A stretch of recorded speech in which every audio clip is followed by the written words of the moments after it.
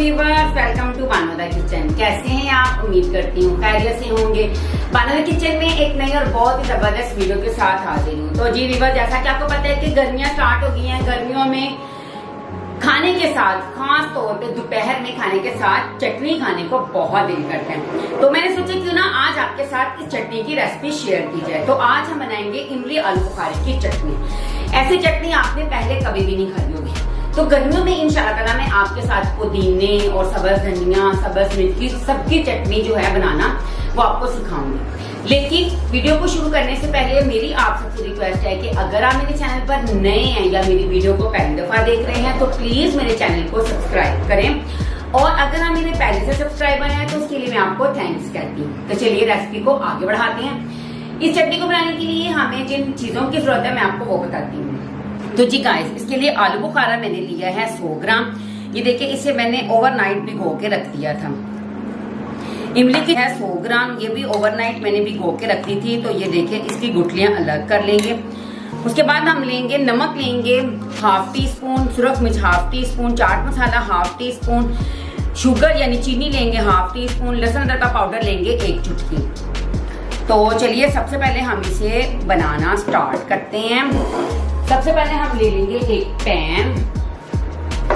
Pan को मैंने wash कर लिया था। इसके अंदर हम डाल देंगे आलू बुखारा। इसे मैंने अच्छी तरह ना 1 से 2 बार ना पानी से अच्छी तरह वॉश किया था ताकि इसमें जो मट्टी वगैरह होती है ना वो निकल जाए। उसके बाद इसी स्टेज में हम इसमें डाल देंगे ये सारे मसाला जार जो हमने थोड़े थोड़े लिए हैं। अब हम इसे कुक करेंगे। साथ ही मैं आपको बताती हूँ कि जो हमारे पास इमली है ना उसका हमें क्या करना है। एक हम ले लेंगे स्ट्रेनर। सबसे पहले मैं स्ट्रेनर पकड़ लूंगी और इसे कर लूंगी वॉश। जिसमें से हमने अभी आलू बुखारा निकालना है ना, ये स्ट्रेनर हम इसके ऊपर रखेंगे। गाइस देखें, इसी बाउल में ना मैं इसे बना लूंगी। ये देखें, इस तरह करके ना हम इसकी गुठलियां अलग कर लेंगे।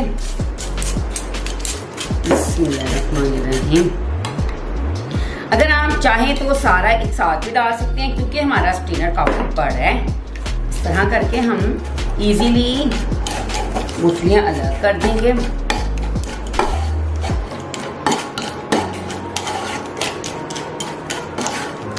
गाइस, ये रेसिपी आप लाजमी ट्राई कीजिएगा क्योंकि गर्मियों में ना चटनी बहुत अच्छी लगती है। ये चटनी आप क्रीम चाट, दही भल्ले, चना चाट इसके अंदर भी डाल सकते हैं। ये देखें, ओवरनाइट भिगोने का ये फायदा होता है। ये देखें गुठलियां कितनी इजीली सेपरेट हो गई हैं।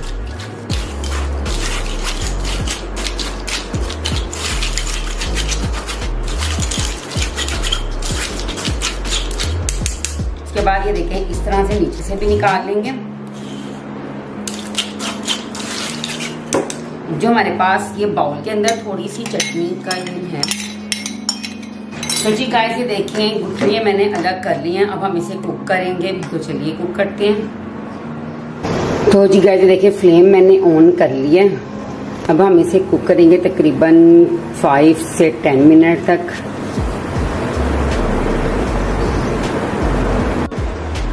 तो जी गाइस, ये देखिए माशाल्लाह से जो आलू बुखारा है ना वो हमारा हो गया है 99% कुक। इसी स्टेज में जो हमारे पास इमली का गोदा है वो डाल देंगे। तो जी गाइस, ये देखिए अब हम इसी स्टेज में इसमें इमली डाल के ना अच्छे से मिक्स करेंगे।